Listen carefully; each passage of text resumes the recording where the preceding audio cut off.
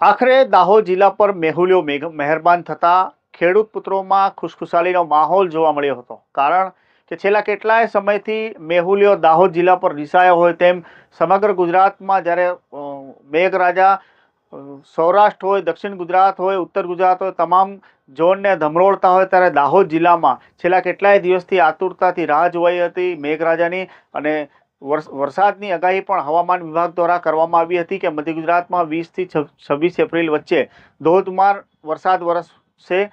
તેના ભાગરૂપે ગઈકાલે સવારથી જ દાહોદ જિલ્લાના વાતાવરણમાં પલટો આવ્યો હતો, ધીમી ધારે વરસાદ શરૂ થઈ હતી। ત્યારે આજરોજ વહેલી સવારથી જ આ વરસાદી માહોલ જોવા મળ્યો હતો। વરસાદી માહોલમાં દેવગઢ બારિયા, ઝાલોદ તેમજ દાહોદ સહિતના વિસ્તારોમાં સારો એવો વરસાદ વરસવા પામ્યો હતો। આ દ્રશ્યો આપ જોઈ રહ્યા છો, આ દેવગઢ બારિયા વિસ્તારના દ્રશ્યો છે। કાપડી વિસ્તારમાં અને નીચાણવાળા વિસ્તારમાં પાણી ભરાયું છે।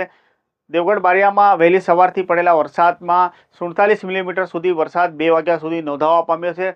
ત્યારે આ બીજા દ્રશ્યો આ ઝાલોદ પંથકના જોવા મળી રહ્યા છે। ઝાલોદમાં સૌથી વધારે દાહોદ જિલ્લામાં 57 મિલીમીટર વરસાદ વરસવા પામ્યો છે, જેના પગલે આ કદવાળ નજીકનો સંજેલીથી કદવાળને ઝાલોદને જોડતો આ કોઝવે નાળા ઉપર પાણી ફરી વળતા વાહન વ્યવહાર ઠપ થવા પામ્યો છે।